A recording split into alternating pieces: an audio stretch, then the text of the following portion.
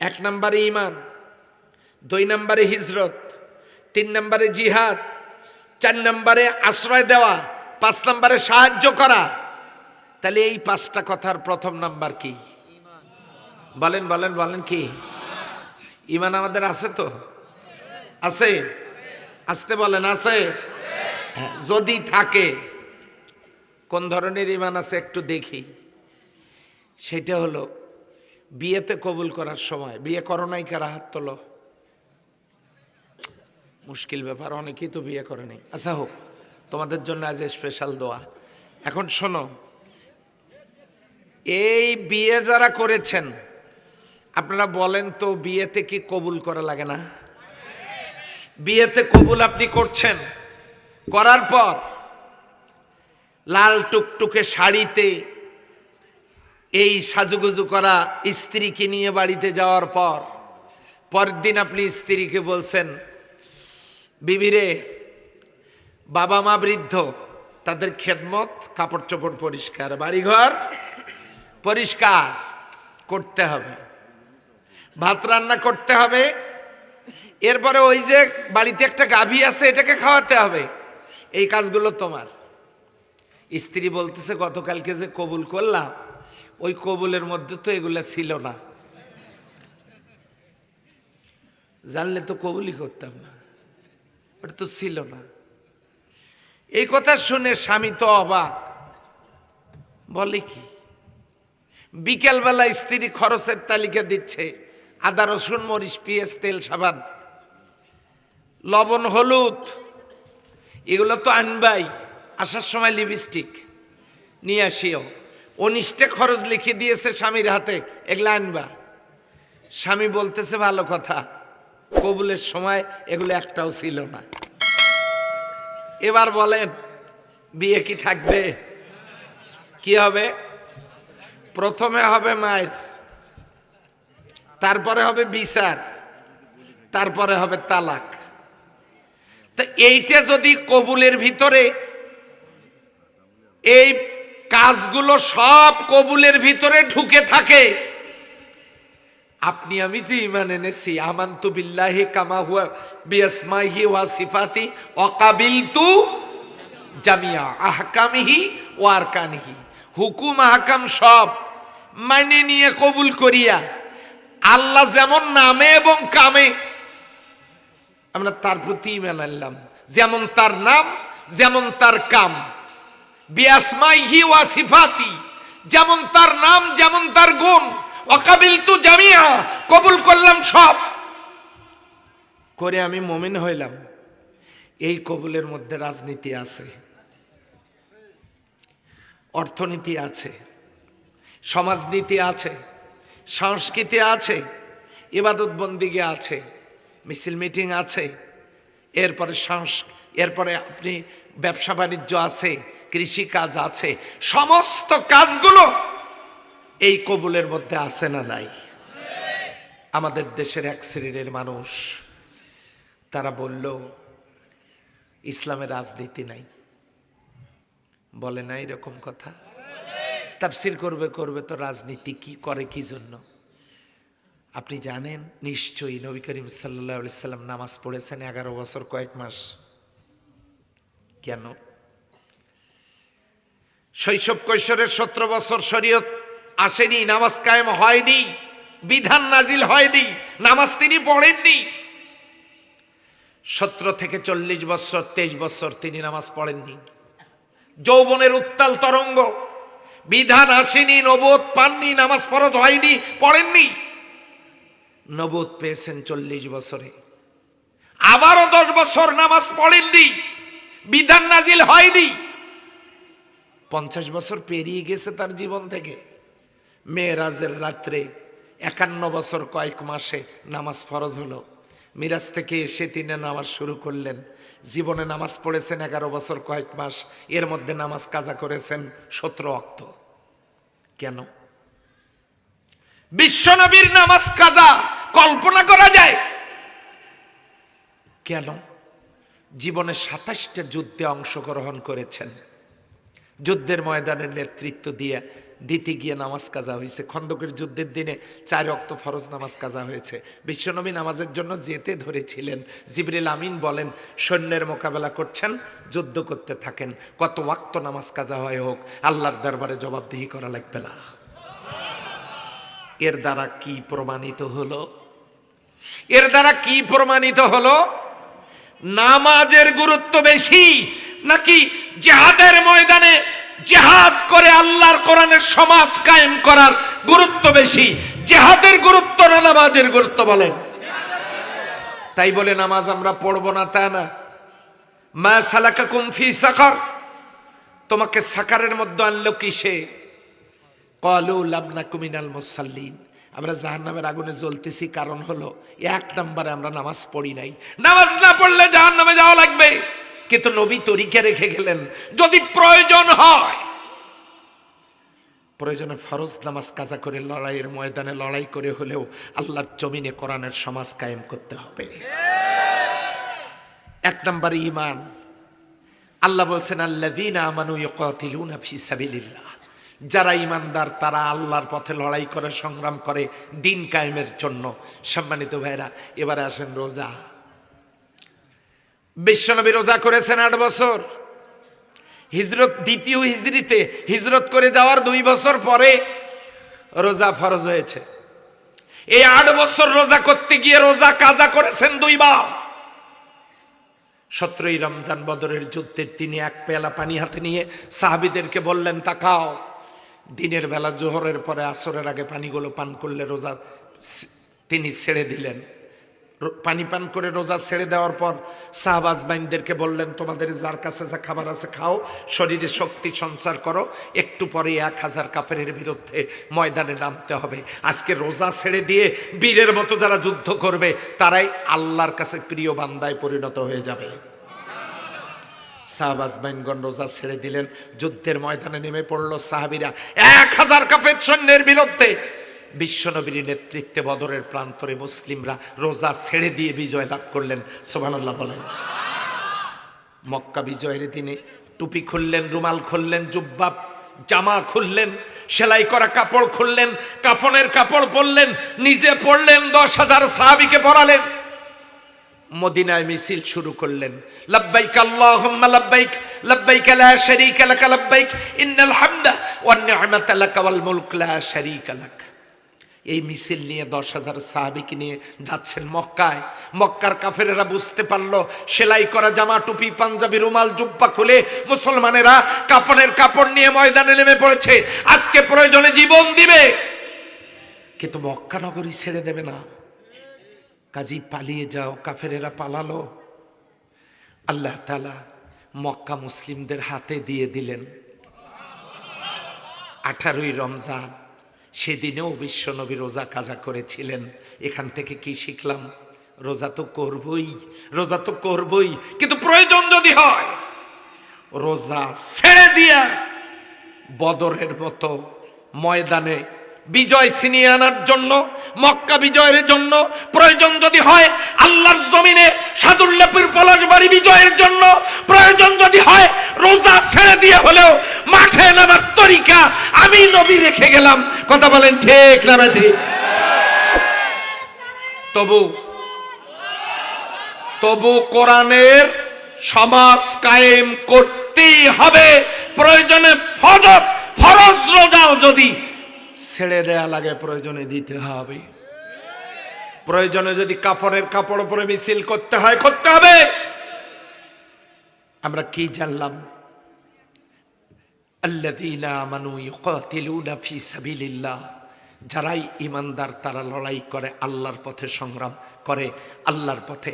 সম্মানিত ভাইয়েরা, যে নবীজি ফরজ সালাত, ফরজ রোজা, হুদায়বিয়ার সন্ধির বছরে উমরা হজ ছেড়ে দিয়া কাফনের কাপড় পরে মিছিল করে রোজা পর্যন্ত ছেড়ে দিয়া জীবনে 17 ওয়াক্ত নামাজ কাজা করে পরবর্তীতে কাজা নামাজ আদায় করেছেন, যিনি কোরআনের বিজয়ের জন্য কাজ করলেন, সেজন্য আমাদের কি প্রয়োজন হলে এগুলোর গুরুত্ব বুঝে কোরআনের সমাজের জন্য মাঠে নামার দরকার আছে না নাই? শুধু কি তাই? মক্কা থেকে হিজরত করে মদিনায় গেলেন, গিয়ে দেখেন তিনটে বড় বড় দল, আউস, খাজরাজ, বনি কাইনুকা, বিশ্বনবীর নেতৃত্বে ক্ষুদ্র একটি মুসলিম কাফেলা। মদিনায় গিয়ে দেখেন মদিনার বড় বড় ইহুদি গোত্র, বড় বড় রাজনৈতিক দলগুলো, এই ইহুদিরা বাইতুল মুকদ্দাসকে কেবলা মেনে ওই দিকে বাইতুল মাকদাসের দিকে মুখ ফিরায়া তারা উপাসনা করে। আল্লাহর হাবিব সেখানে গিয়ে বললেন, তোমরা কারা? যে আমরা ইহুদি, বড় বড় দল, তারা ওই দিকে কেবলা করে মুখ করে তারা উপাসনা করে। বিশ্বনবীর কেবলা বাইতুল্লাহ। নবীজি কেবলা পরিবর্তন করলেন, গিয়ে ইহুদিদের সাথে 4 দলীয় জোট গঠন করে, ওটা আবার বাংলাদেশে আনবেন না, আমি এটা মদিনার কথা বলছি। 4 দলীয় জোট গঠন করে স্বয়ং আল্লাহর হাবিব আউস, খাজরাজ, বনি কাইনুকা, ইসলামের ইতিহাস পড়ে দেখেন, আমি দালিলিক কথা বলছি। আউস, খাজরাজ, বনি কাইনুকা 3টে ইহুদি গোত্র আর বিশ্বনবীর দল 4 দলীয় জোট গঠন করে ইহুদিরা যেটা কেবলা মানে বিশ্বনবীও সেটা কেবলা মানা শুরু করলেন। টানা 17 মাস পর্যন্ত উত্তরের দিকে মুখ করে তিনি সালাত আদায় করলেন। 17 মাস চলে যাওয়ার পর ওই যে আপনারা ফজরের নামাজের সময় ইমামেরা ঘুরে বসে দোয়া করে না, আমাদের দেশে করে না? আসরের পরে দোয়া করে না? এটা কেন করে জানেন? বিশ্বনবী ফজরের পরে ঘুরে বসে সাহাবীদেরকে বললেন, আবু বকর তুমি যাও অমুক জায়গায় একটা সমস্যা সমাধান করে আসো, ওমর অমুক জায়গায় বিচার করে আসো, ওসমান ত্রাণ সামগ্রী নিয়ে যাও, আলী তুমি তালিম দেওয়ার জন্য বেরিয়ে যাও, আবু হুরায়রা হাদিসগুলো লেখো, আব্দুল্লাহ ইবনে মাসউদ আল্লাহর কোরআনগুলোকে সুরক্ষিত করো। সাহাবীদেরকে ফজরের পরে দায়িত্ব ভাগ করে দিতেন, আসরের পরে খোঁজ নিতেন দায়িত্ব ঠিকঠাক মতো পালন হয়েছে কিনা, না হলে ফজর পর্যন্ত সময় সকাল বিকেল মনিটরিং করে তিনি লোক তৈরি করলেন। প্রতিটি বাড়ির দরজায় কড়া নেড়ে নেড়ে ইসলামের দাওয়াত পৌঁছে দেওয়ার জন্য তারা ভূমিকা রাখলেন। 17 মাস পর্যন্ত কাজে মনিটরিং করে তারা সাপ্তাহিক সম্মেলন করতেন। বিশ্বনবী 1 সপ্তাহের কাজ জুমার খুতবায় দিয়ে দিতেন। ষান্মাসিক সম্মেলন করতেন ঈদুল ফিতরে, বার্ষিক সম্মেলন করতেন ঈদুল আজহায়। প্রতিদিন কাজের মনিটরিং করে লোক তৈরি করে মানুষের ঘরের দরজায় কড়া নেড়ে নেড়ে ইসলামের দাওয়াত পৌঁছায় দিয়া এত পরিমাণ লোকের কাছে ইসলামের বাণী পৌঁছালেন। 17 মাস পর এক সাহাবীর বাড়িতে দাওয়াত খেয়ে নামাজে দাঁড়িয়ে তিনি আকাশের দিকে তাকাচ্ছেন। ওহি নাজিল হলো, কাদ নারা তাকাল্লুবা ফি ওয়াজিহিকা সামা। আপনি বারবার আকাশের দিকে তাকাচ্ছেন কেন? এটা আল্লাহ লক্ষ্য করেছেন। সুবহানাল্লাহ বলবেন না? জিবরিল আমিন এসে বলেন, ও তাই বুঝি আপনার কেবলাটা দক্ষিণের দিকে, মদিনা থেকে মক্কা দক্ষিণে, আপনার কেবলা ছিল দক্ষিণে, আপনি উত্তরের দিকে মুখ করে নামাজ পড়তে হচ্ছে। আজকে কতদিন হয়ে গেল ওই দিকে মুখ ফেরাতে পারেন না, এই জন্য মনে কষ্ট আপনার, আপনি বারবার আকাশের দিকে তাকাচ্ছেন। ঠিক আছে নবীজি, ঠিক আছে, আপনি এখন আপনার কেবলা পরিবর্তন করে দক্ষিণের দিকে করেন। 2 রাকাত নামাজ উত্তরের দিকে মুখ করে, 2 রাকাত নামাজ দক্ষিণের দিকে মুখ করে আদায় করেছেন। ওখানে একটা মসজিদ হয়েছে, মসজিদে জুল কিবলাতাইন। বিশ্বনবী যেই না কেবলা পরিবর্তন করেছে, মদিনার ইহুদিরা বলল, আর জোর থাকবে না। কথা বলেন ঠিক কি না? নুরানি কায়দায় একটু বললাম আর কি, আর জোর থাকবে না। আপনাদের সাথে আর আমরা নাই কেন? আপনারা এতদিন আমাদের সাথে একই সাথে কেবলার দিকে মুখ করে আমরা, আপনারা ইবাদত করলেন, আমরা উপাসনা করলাম, একসাথেই ছিলাম, জোট ছিল। আপনারা কেবলা ঘুরালেন, আর আপনাদের সাথে নাই।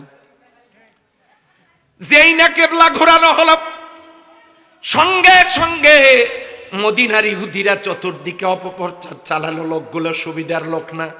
আল্লাহ রব্বুল আলামিন দ্বিতীয় পারায় আয়াত নাজিল করে জানায় দিলেন, সায়াকুলুস সুফাহাউ মিনান নাসি মা ওয়াল্লাহুম আন কিবলাতিহিমুল্লাতী কানু আলাইহা কুল লিল্লাহিল মাশরিকু ওয়াল মাগরিবু ইয়াহদি মান ইয়াশাউ ইলা সিরাতুম মুস্তাকিম।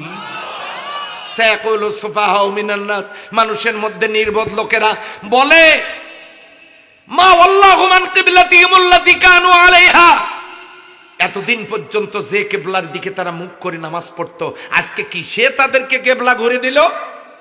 এই লোকগুলো তো সুবিধা লোক না, তাদের সাথে আর জোট থাকবে না। জিবরিল আমিন এসে বলেন হুজুর সর্বনাশ, কি হয়েছে? মদিনার ইহুদিরা আর আপনার সাথে জোট করবে না। কেন?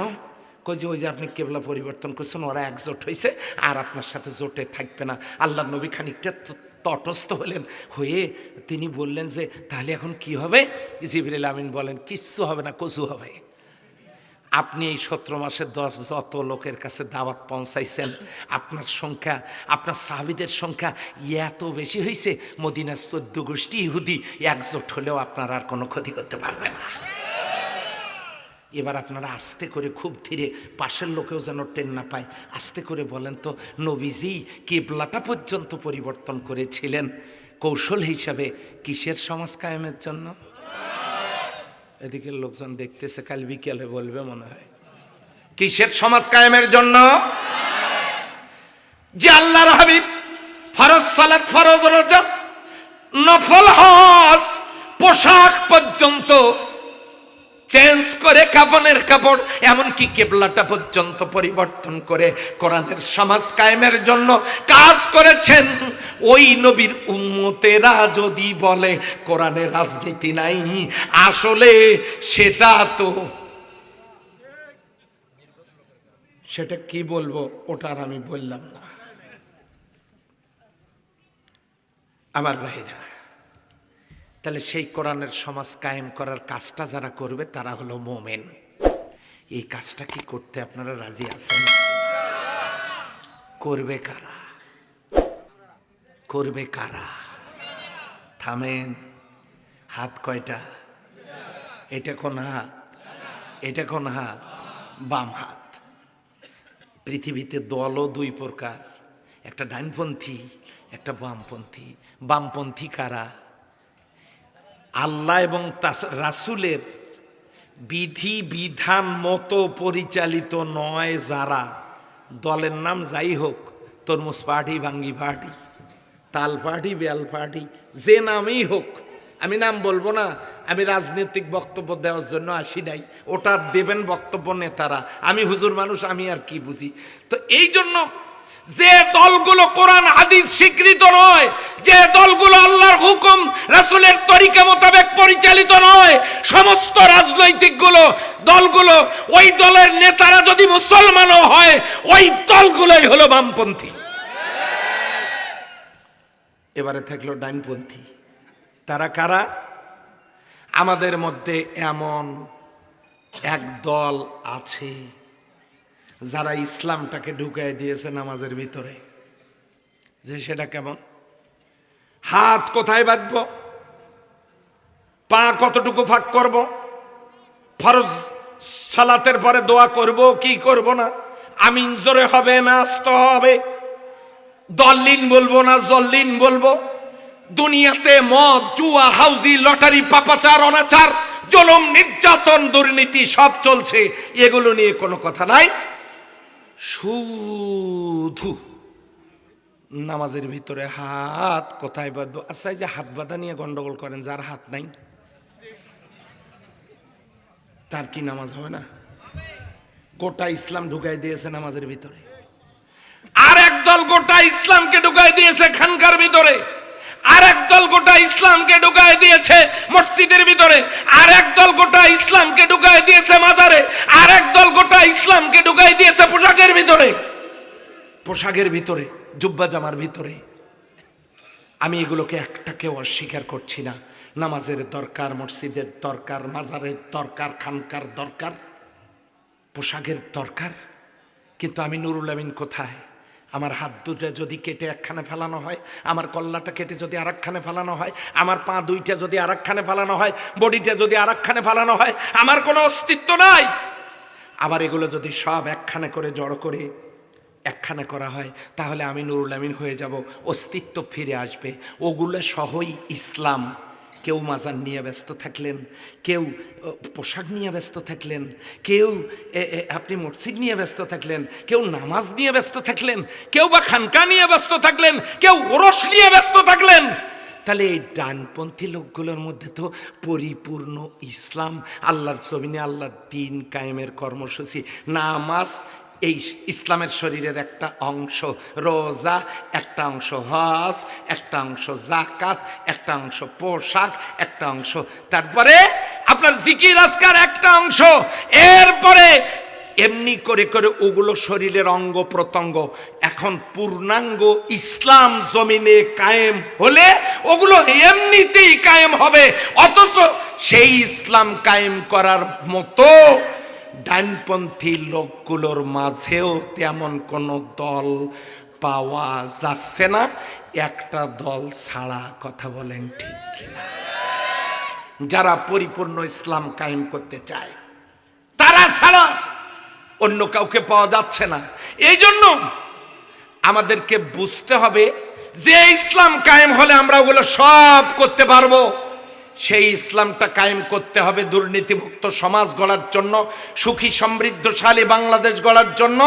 এই ইসলামের কাজ যারা করবে, আল্লাযীনা আমানু ইউকাতিলুনা ফী সাবিলিল্লাহ, যারা মুমিন তারা আল্লাহর পথে লড়াই করে। আল্লাহ বলেছেন এরা মুমিন।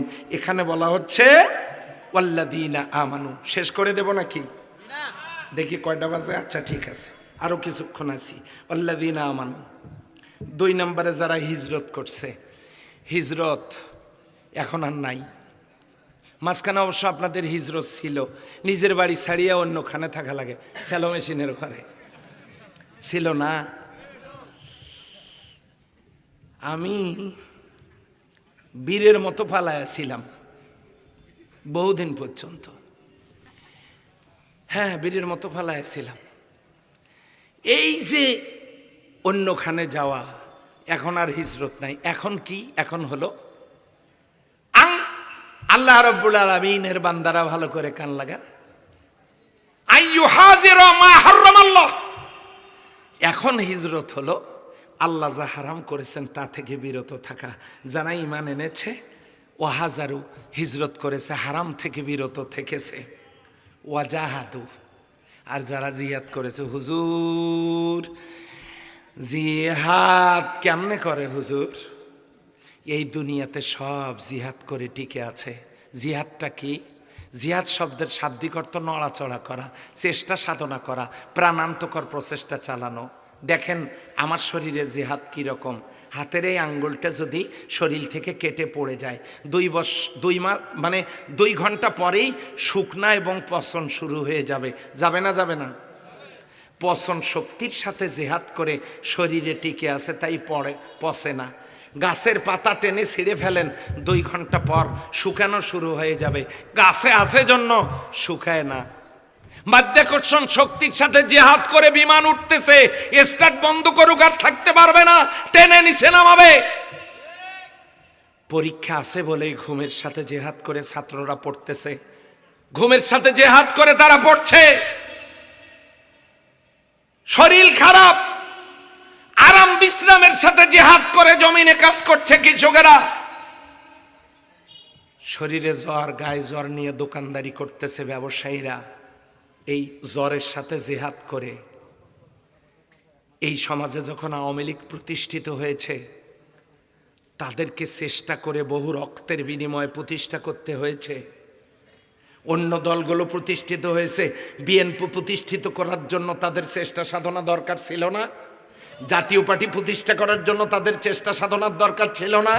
লেনিন, কার্ল মার্কস, মাও সেতুং, রুশো, ভলটিয়ার সমাজতান্ত্রিক বিপ্লবের জন্য তাদেরকে চেষ্টা সাধনা করবার দরকার ছিল না? কোনো কিছুই চেষ্টা ছাড়া হয় না, শুধু ইসলাম চেষ্টা ছাড়া হবে।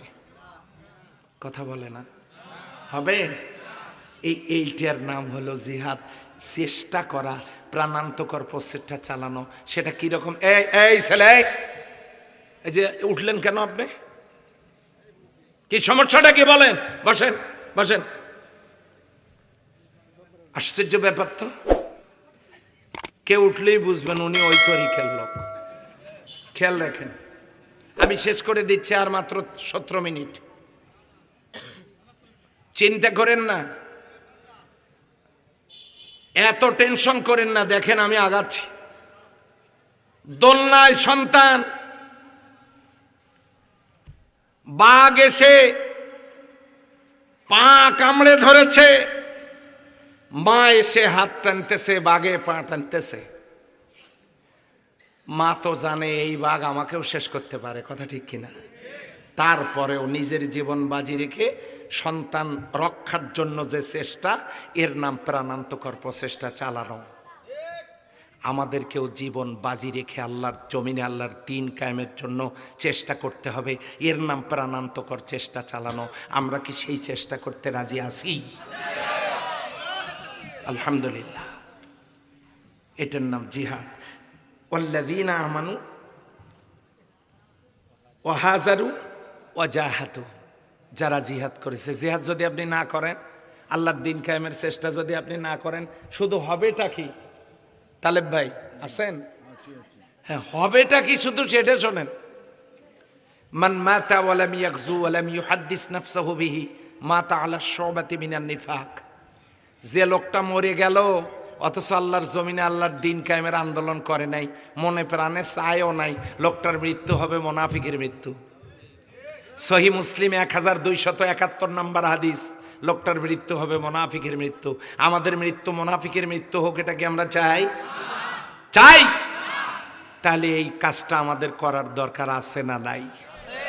বাস, 3টে গেল। 4 নাম্বার, আওয়াও ওয়াল্লাযীনা আওয়াও, আর যারা আশ্রয় দিয়েছেন নির্যাতিত নিপীড়িত মানুষগুলোকে খাওয়াইছেন, রাত্রিবেলা বাড়িতে আশ্রয় দিয়েছেন, অন্যায়ভাবে গ্রেপ্তারের জন্য তাদেরকে যারা খুঁজতে ছিল তাদের হাতে তুলে না দিয়ে যারা অন্যদেরকে আশ্রয় দিয়েছেন, সেবা করেছেন, খাদ্য দিয়েছেন, সহযোগিতা করেছেন, না সারু সহযোগিতা করেছেন, এই লোকগুলো ব্যাপারে আল্লাহ রাব্বুল আলামিন বলতেছেন উলাইকা হুমুল মুমিনুনা হাক্কান। এই লোকগুলাই হলো নির্ভেজাল মুমিন। যারা এই 5টা কাজ করেছে তারা হলো নির্ভেজাল মুমিন।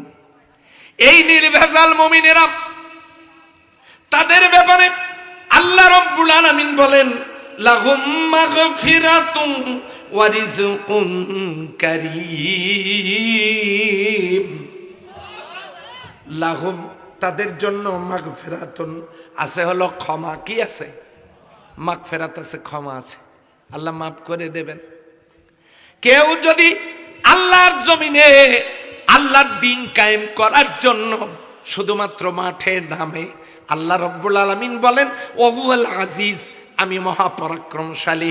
তার মানে মাঠে নামার দায়িত্ব তোমার, আর বিজয় দেওয়ার দায়িত্ব আমি আল্লাহ রাব্বুল আলামিনের। জোরে বলেন সুবহানাল্লাহ। নামার দায়িত্ব কার? কার? আমাদের। বিজয় দেওয়ার দায়িত্ব কার?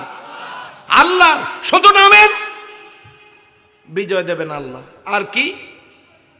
ওহুয়াল আজিজুল গফুর।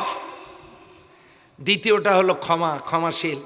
তার মানে ওই কাজ করতে গিয়ে আপনার যদি কোনো ত্রুটি বিচ্যুতিও হয়, ক্ষমা করার মালিককে। এখানেও আল্লাহ বলছেন লাহুম মাগফিরাত, তাদের জন্য আছে ক্ষমা, ওয়া রিজকুন কারীম, তাদের জন্য আছে সম্মানজনক জীবিকা।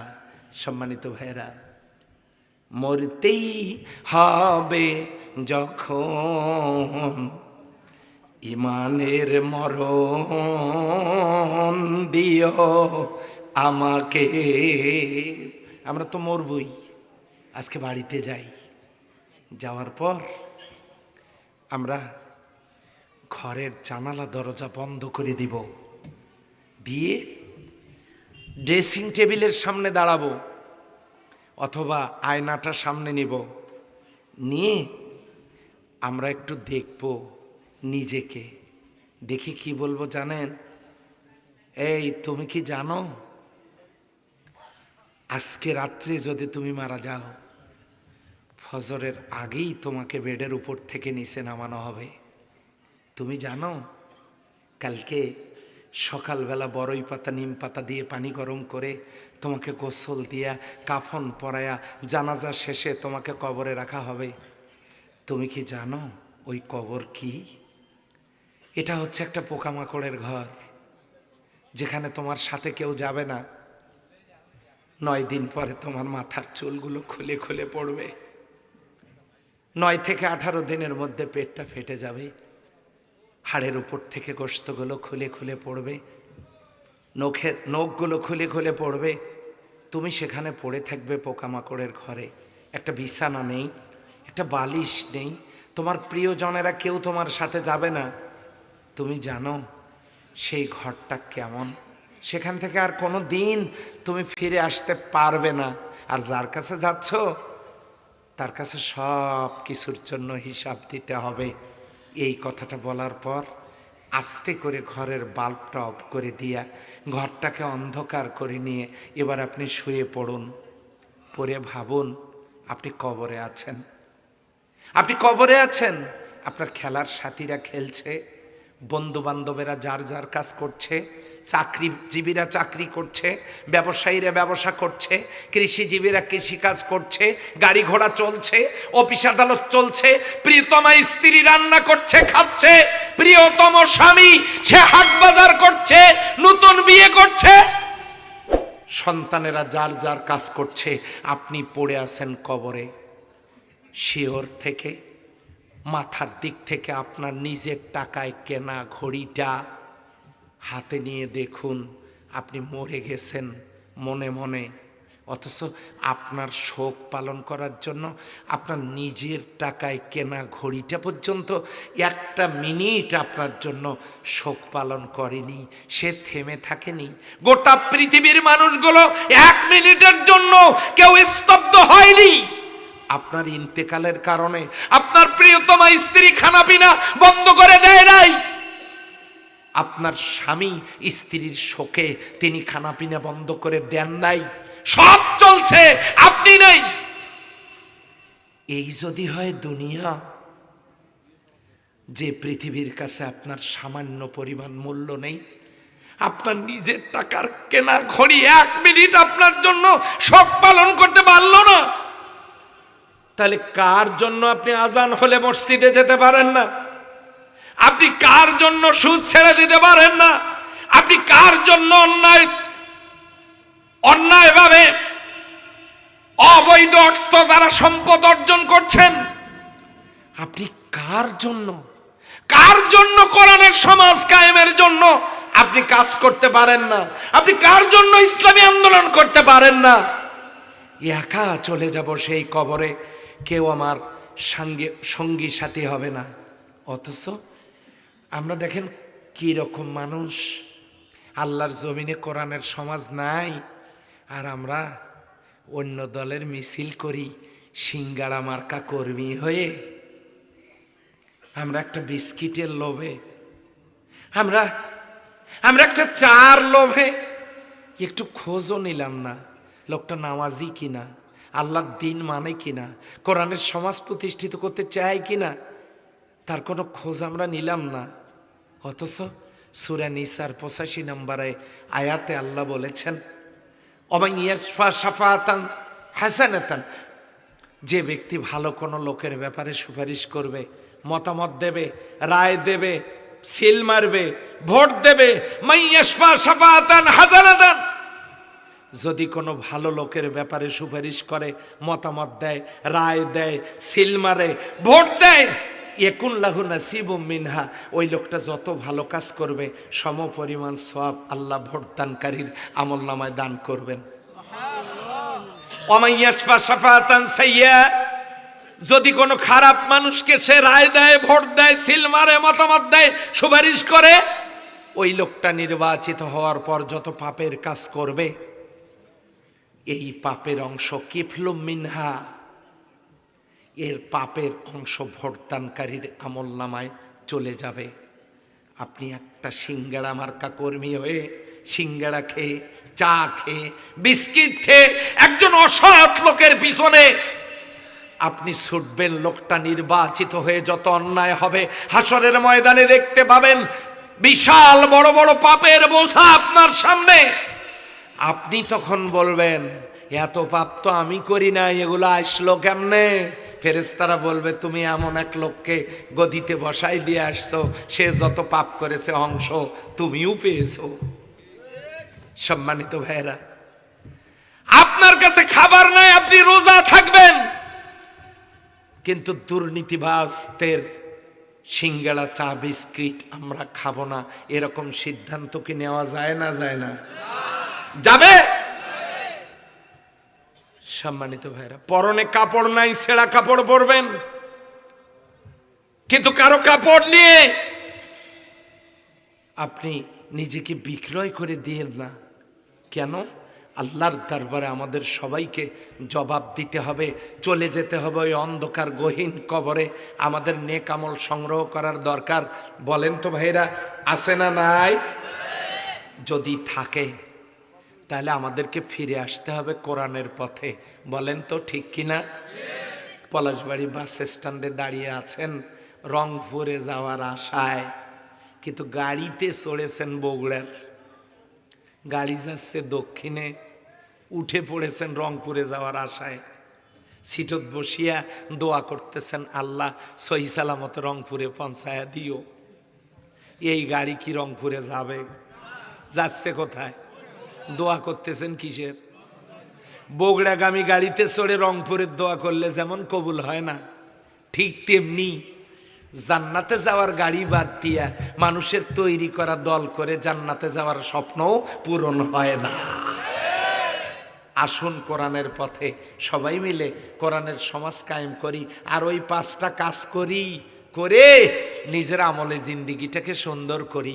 আমার মা বোনদেরকে বলবো, আমার প্রিয় মা বোনেরা, আপনারা বাড়িটা তো খুব সুন্দর করে গুছিয়ে রাখেন, এবার একটু সংসারটাকে গোছান আল্লাহর জন্য। যারা আপনাদের কাছে আসবে ভোট চাইতে, তাদেরকে বলবেন আপনারা কি বলতে পারবেন আপনাদের দলের মধ্যে কোনো দুর্নীতিবাজ নাই? যদি গ্যারান্টি দিতে পারেন দেন তো দেখি, একটু শুনি। তারা দিতে পারবে না। তাদেরকে বলুন আপনাদের সব নেতা কর্মী কি নামাজ পড়ে? তারা উত্তর দিতে পারবে না। আপনারা বলুন আপনাদের দলে কি নেশা করা লোক নাই? তারা চুপ করে থাকবে, কিছু বলতে পারবে না, কারণ তেনোটাই তাদের ভিতরে আছে। আছে না নাই? দুর্নীতিবাজ লোক আছে, নেশাখোর আছে, ফেন্সিডিল খাইয়া গাছের ধাক্কা দিয়ে বলে ভাইজান সাইড দেন, সাইড দেন। তাহলে নেশাখোর আছে, দুর্নীতিবাজ আছে, নামাজ পরিত্যাগকারী লোক আছে। আর যারা কোরআনের সমাজ কায়েমের জন্য আন্দোলন করে, দল করে, তাদের মধ্যে একটাও নেশাখোর নাই, একটাও। একজন নেতা কর্মী বেনামাজি নাই।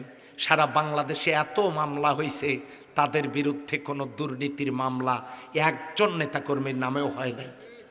সম্মানিত ভাইরা, এই জন্য আসুন আমরা সবাই হাতে হাত, কাঁধে কাঁধ মিলাইয়া, আওয়ামী লীগের লোকজনকে লাগবে, বিএনপির লোকজনকে লাগবে, জাতীয় পার্টির লোকজনকে লাগবে, অন্যান্য দলের লোকজনকে লাগবে, হিন্দুদেরকে লাগবে, নারীদেরকে লাগবে, সকল মানুষকে লাগবে কোরআনের সমাজ কায়েম করার জন্য। যদি প্রশ্ন হয় কোরআনের সমাজ কায়েম হলে সুবিধা কি? আল্লাহর সূর্যের আলো যেমন হিন্দু মুসলিম নারী পুরুষ সবাই পায়, আল্লাহর দেওয়া অক্সিজেন যেমন হিন্দু বৌদ্ধ খ্রিস্টান মুসলিম নারী পুরুষ অমুসলিম নারী পুরুষ সবাই পায়, ঠিক তেমনি আল্লাহর কোরআনের সমাজ কায়েম হলে সবাই সুখ ভোগ করবে, বেকারত্ব থাকবে না, বৈষম্য বিরোধী আন্দোলন করা লাগবে না। আমরা খুঁজে পাবো একটি সুখের ঠিকানা, সুখের মোহনা। আসুন সবাই মিলে ঐক্যবদ্ধভাবে, আমি যাদের কথা বললাম, আওয়ামী লীগ, বিএনপি, জাতীয় পার্টি, তারপরে অন্যান্য দল, সমস্ত দলের ভাইদেরকে আহ্বান জানাচ্ছি, শুধু একটি বার আপনারা কোরআনের সমাজ